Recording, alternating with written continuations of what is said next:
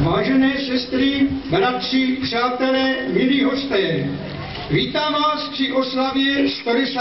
výročí založení sboru dobrovolných hasičů v Třebicích.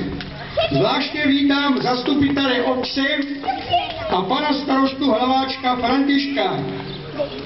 Dále hosty pana Gargulu Josefa, starosty krajského sdružení zastupitelů Čech, Moravy a Slezska, pana Adámka Miroslava, náměstka starosty okresního sdružení Břeclav,